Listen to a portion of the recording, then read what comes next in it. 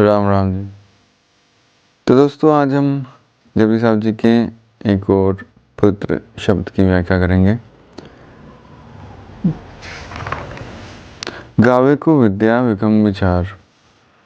तो कोई गाता है परमात्मा को कठिन विचार के द्वारा। जैसे कई ग्रंथ रचे गए हैं, जो पुराण रचे गए हैं, शास्त्र रचे गए हैं। तो कई पुराण हैं, जैसे गौतम है, जैमिनी है, कर्दम ऋषि हैं, मार्कंडेय पुराण है। तो इन ऋषियों ने विशेष विचार के द्वारा परमात्मा का गुणगान किया है। कईयों ने समय को परम तत्व माना है, कईयों ने मन को परम तत्व माना है, कईयों ने इंद्रियों से परे, मन से परे आत्मा को परम तत्व माना है। तो अलग अलग ढंग से उन्होंने तर्क देके परमात्मा की विचार की है। तो सबकी विचार अपने अपने ढंग से बिल्कुल सही है। कोई भी किसी भी सूरत में एक दूसरे से कम या ज़्यादा नहीं है।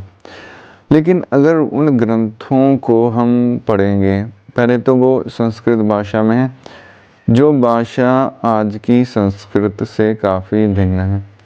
तो अगर कोई भाषा का जानकार हो, वो ही उसको समझने में बहुत मुश्किल अनुभव करेगा। तो अगर हम समझ भी लें तो उसमें रस आने के लिए भी बुद्धि काफ़ी तीक्ष्ण चाहिए। जैसे वेदों में अनंत ज्ञान है, लेकिन उस ज्ञान को ग्रहण करने की बुद्धि भी किसी किसी में होती है। इसलिए वेद व्यास जी ने पहले तो वेदों का न्यास किया, इसलिए वेद व्यास बने। एक वेद था पहले, उसके 4 भाग किए तो कृष्ण द्विपायन वेद व्यास कहलाए। तो अगर उनको संतुष्टि तब आ गई होती तो श्रीमद् भागवत पुराण की रचना वो नहीं करते। तो नारद जी से उन्होंने कहा कि मेरा मन अभी भी शांत नहीं हुआ है। तो नारद जी की प्रेरणा से उन्होंने उस महान पुराण की रचना की, श्रीमद् भागवत की। तो वो बहुत ही स्पष्ट सुंदर पुराण है। तो श्रीमद् भागवत की रचना करने की ज़रूरत इसलिए पड़ी कि वेदों को सही ढंग से विचारना बड़ा मुश्किल है। और जो श्रीमद् भागवत पुराण है वो आम जनमानस आसानी से समझ सकता है। जो अनंत ज्ञान है गीता का, वो श्रीमद् भागवत में उपलब्ध है। जो महाभारत का युद्ध है, कौरवों पांडवों का जो आपस में संघर्ष है, वो हर व्यक्ति आसानी से समझ सकता है। जो चरित्र श्री राम का है, उसको भी समझा जा सकता है और उसके जैसा बनने की कोशिश की जा सकती है।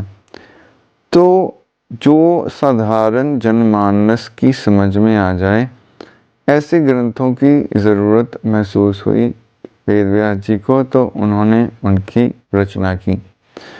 तो जो विशिष्ट ग्रंथ हैं, जैसे नारद भक्ति सूत्र है, उसमें नारद जी ने भक्ति के विभिन्न भागों का बड़ा सुंदर वर्णन किया है, पर वो भी संस्कृत में है। तो संस्कृत के विद्वान जब उसको खोलकर बताते हैं तो बड़ा ही आनंद आता है। लेकिन अलग अलग ऋषियों ने अलग अलग ढंग से परमात्मा को गाया है। जिसकी जो मानसिकता थी, जो मानसिक स्तर था, उसने उस हिसाब से गाया है। जैसे कबीर जी ने बहुत सुंदर दोहों में वर्णन किया है, परमात्मा का गाया है। तो वो जनसाधारण को आसानी से समझ आ जाते हैं। इसलिए कबीर जी के दोहे जगत में बहुत प्रसिद्ध हैं। नानक जी की वाणी बहुत सरल है, इसलिए नानक जी की वाणी गुरबानी है। गुरबानी के सभी शब्द सभी भक्तों ने बहुत सुंदर और साधारण भाषा में समझाए हैं। तो वो व्यक्ति को आसानी से याद भी हो जाते हैं, उसकी समझ में भी आ जाते हैं। तो अलग अलग लोगों का गाने का अलग अलग ढंग होता है। तो कोई कोई गावे को विद्या विक्रम विचार, विशेष विचार के द्वारा भी परमात्मा को गाता है। धन्यवाद।